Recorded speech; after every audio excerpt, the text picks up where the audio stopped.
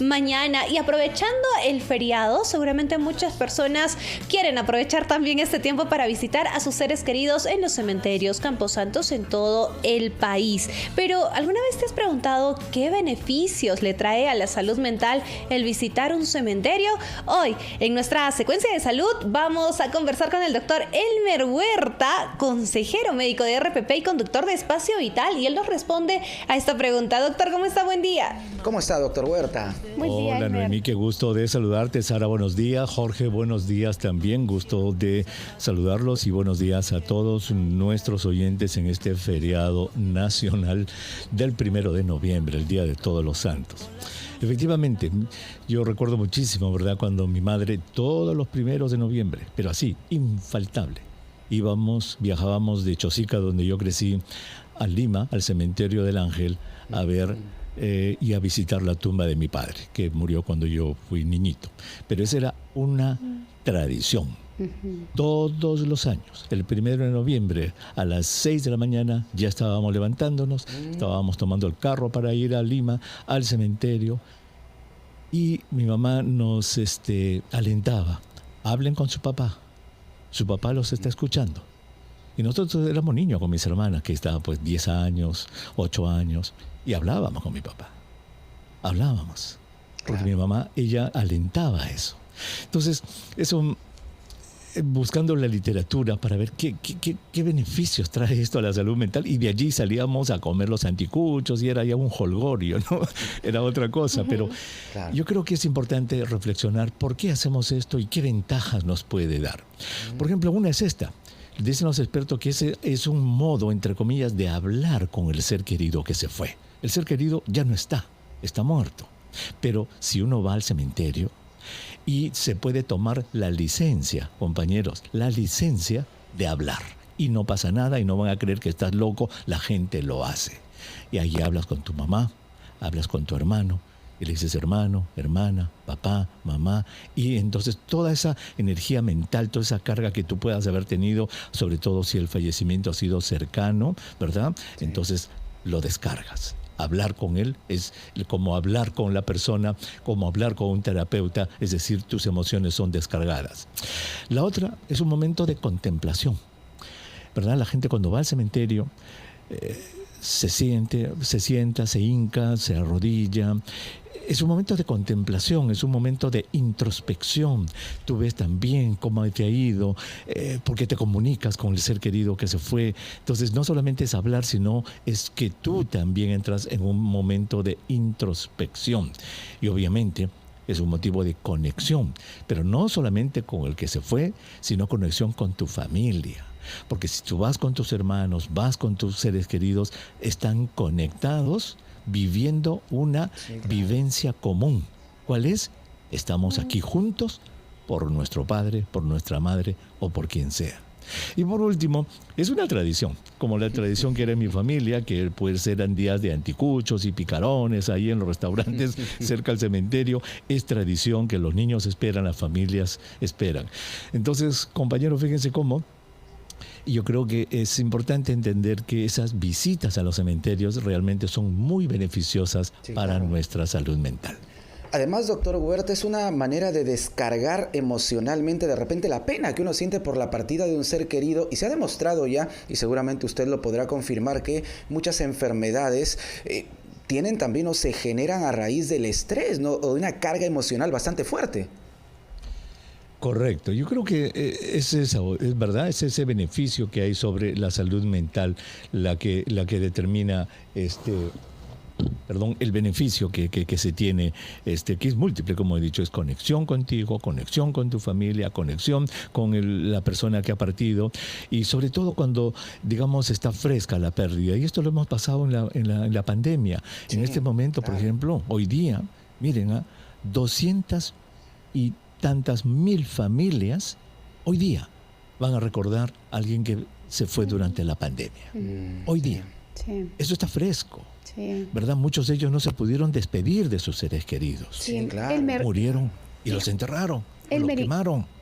Y justamente en ese punto que tú dices, ¿no? Me voy a despedir, ese desprendimiento de entender que la persona no está, a veces justamente esta visita recurrente al cementerio es como mantenerse conectado también, ¿no? Y a veces quien está alrededor de esta mujer viuda o de este hombre viudo o quien perdió a un hijo tal vez, es como que no termina de procesar esta parte de desprendimiento de la persona que ya no está, ¿no? Entonces no sé si esa actitud de ir de repente, semanalmente incluso, a visitar a ese ser querido, se convierte más bien en un problema de salud mental. Claro, yo creo que es importante siempre los contextos, ¿verdad? Recordemos que en salud mental, por ejemplo, todos tenemos área de ansiedad y de depresión, y de obsesión-compulsión, y de trastorno obsesivo-compulsivo, y de bipolaridad. Todos tenemos eso. Es parte de nuestra personalidad. Pero si alguno de esos rasgos, que sí se llaman rasgos, ya se mantienen por más de 2 semanas, afecta a tu vida diaria, tu rutina, etcétera, ya caemos en un trastorno de salud mental. Claro, igual, claro. De lo que estamos hablando, si tú, desde el punto de vista, digamos, de salud de tu familia, mental de tu familia, haces este periplo de visitar y, bueno, termina el momento, mañana la vida continúa. Eso es una cosa a aquella persona que está todas las semanas, todos los años, por 5 años, por 10 años, lo cual me hace acordar, y yo lo conté alguna vez en Espacio Vital, es una familia que vi aquí en el Preventorio, era una mamá y 2 hijas y un muchacho, 3 hijos, que vinieron a verse y todos estaban de luto. Y yo le pregunto a la señora, ¿qué pasó? Y empezaron a llorar, pero con mucha intensidad, y la señora me dijo, mi esposo se murió, doctor. Caramba, pero yo lo veía llorando con tanta fuerza. Le digo, ¿cuándo ocurrió esto, señora? Y me dijo, doctor, ayúdenos. Hace ya 10 años. 10 años, y usted es así. Terrible. Y la mujer, ¿sabe lo que me dijo? Por favor, doctor, ayúdenos. Si viera cómo está el cuarto del finado. Le cambiamos las sábanas todas las semanas. Las ropas están colgadas, sus pantuflas. Ese es el duelo no resuelto que a esta familia, lo que tú estás mencionando, Sara, ya eso es un trastorno de la salud mental. Entonces siempre es importante poner esto. Ahora, que esto sea saludable, ir 1 vez al año o 2 veces al año a hacer las cosas que he dicho, a conectarte contigo, conectarte con tu familia, conectarte y hablarle a tu ser querido.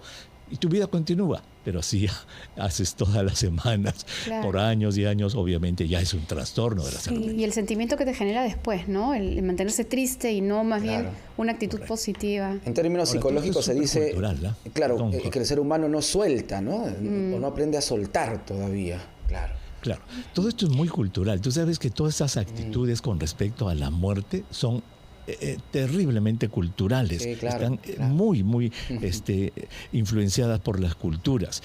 He tenido oportunidad de revisar esto, por ejemplo, la muerte a través de la historia. Es increíble cómo a través de la historia ha cambiado tanto lo que es la muerte, la actitud hacia la muerte. En la historia, por ejemplo, antigua, habían sociedades en las que habían fiestas. Incluso se ve eso en nuestros Andes. Se hacen fiestas porque para esa comunidad, para esa cultura, el que una persona fallezca es un hecho de celebración porque se está yendo a un lado al que yo también voy a ir y ya te adelantaste. Para otras no, es un duelo terrible, un dolor terrible. Eso es importante también entender que es muy cultural este aspecto que estamos conversando hoy día. Doctor Elber, en ese sentido, ¿cuál sería el papel si entramos en ese aspecto de una persona que no quiere soltar, una persona que ya lleva años años de luto? ¿Cómo podemos apoyarlo como familia, como amigos? ¿Cuál es la mejor forma? Lo ideal sería hablarle, ¿verdad? No recriminarlo, pero convencerlo de que deba buscar ayuda profesional. Entonces buscar la ayuda de un psiquiatra para que el psiquiatra pueda conversar, entrar a las razones de un duelo tan prolongado y luego hacer terapias que pueden ser terapias cognitivo-conductuales, etcétera, para hacerle entender, porque eso ya es un trastorno de salud mental. Noemí. Muy importante, doctor Huerta, claro. Y además, lo importante que resulta también todo este tema de la salud mental tan descuidado, doctor Huerta, especialmente en un país como el nuestro, como el Perú. Las cifras son abrumadoras. Luego de la etapa más fuerte de la pandemia, los casos de depresión, de ansiedad, se han multiplicado en nuestro país. Correcto. Y si bien es cierto, ¿verdad?, que tenemos centros de salud comunitaria y son más de 250 los que hay un reciente reporte de un portal, me parece que es Ojo Público, no estoy seguro, no quiero mencionarlo mal, que acaba de hacer una evaluación y esto hay que mirarlo con mucho cuidado. ¿Sabes qué? No están dando una atención de calidad. Ahí está. ¿Verdad? Ahí Porque está. es lo mismo que cuando la señora Boluarte dijo, en el Perú 99% de la gente tiene seguro médico. ¿Así? ¿Así? ¿Y qué calidad se le está dando a ese 99%? Ese es el No hay que punto. confundir calidad con cantidad. Entonces parece, y eso vamos a tratar de elaborarlo un poco más en Espacio Vital, que estos centros de salud comunitaria, que es una maravilla, que estén buenos y que aumenten, hay que examinar, como digamos, como profesionales de la salud que somos, Claro. hay que examinar la calidad del servicio que están brindando. Muy importante, doctor Huerta. Muchísimas gracias. Su aporte siempre es importante para todos nosotros aquí en Encendidos. Nos reencontramos en Espacio Vital. Hasta la tarde, a las 5 de la tarde nos encontramos en Espacio Vital. Chao, Perfecto. Sara, chao. Chao, Weber. Abrazos, doctor Gracias, Elmer doctor. Huerta. Hasta luego con todos. 10:45, quédate con nosotros. Tenemos mucho más para ti aquí en Encendidos y en RPP, la voz de todo el Perú.